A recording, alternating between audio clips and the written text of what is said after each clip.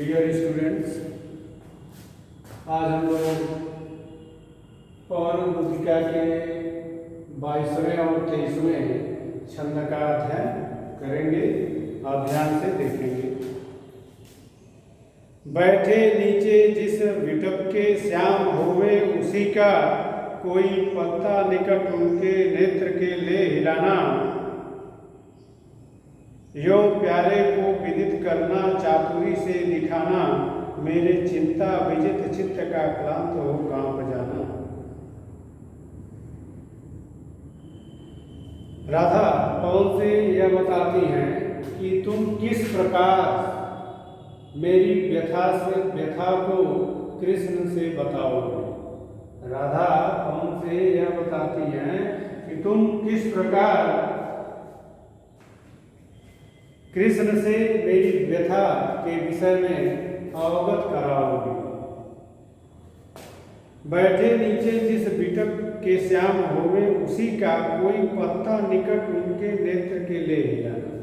राधा पवन से कह रही है, अरे पवन, जब तुम देखना कि कृष्ण किसी वृक्ष के नीचे बैठे हो तो उस वृक्ष के किसी पत्ते को इस तरह हिलाना,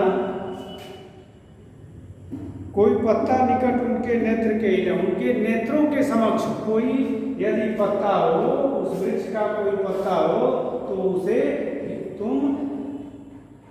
उसे हिलाना। या प्यारे को विदित करना चातुरी से दिखाना। इस प्रकार तुम उस पत्ते को हिलाकर कृष्ण से यह बताने का प्रयास करना कि इसी तरह से चिंता विजित चित्त का क्लांत हो कांप जाना। इसी प्रकार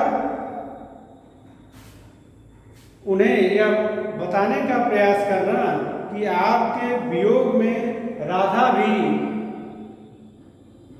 चिंता से विचलित होकर,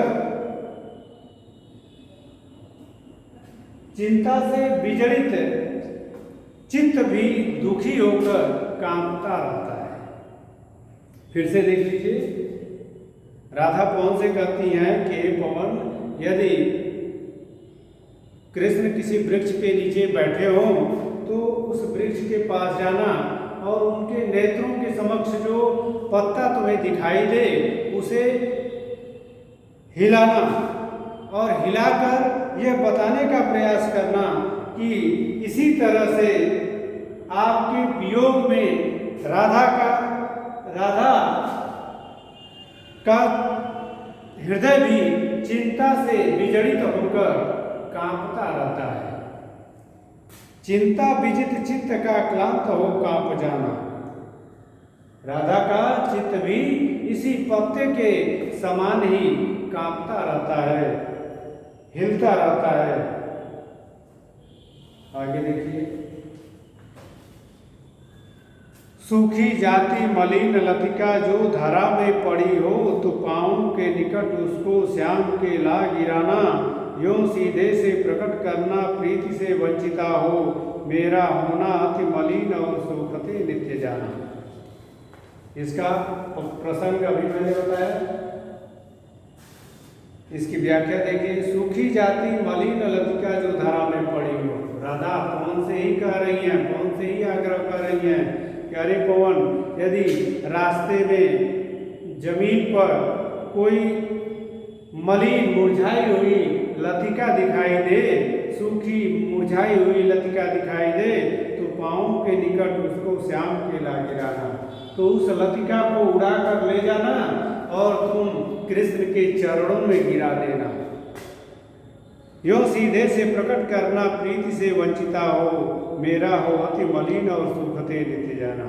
और इस प्रकार तुम बता देना कि इसी प्रकार प्रीति से वंचित होकर, प्रेम से वंचित होकर राधा भी मलिन मुरझा गई हैं और दिन प्रतिदिन सूखती जा रही हैं, अर्थात दिन प्रतिदिन उनका दुख बढ़ता जा रहा है।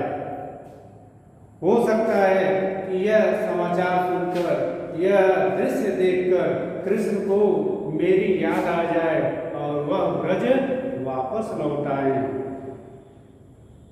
इसमें भी वही है, मंदाक्रांता छंद है, वियोग रस है, खड़ी बोली है।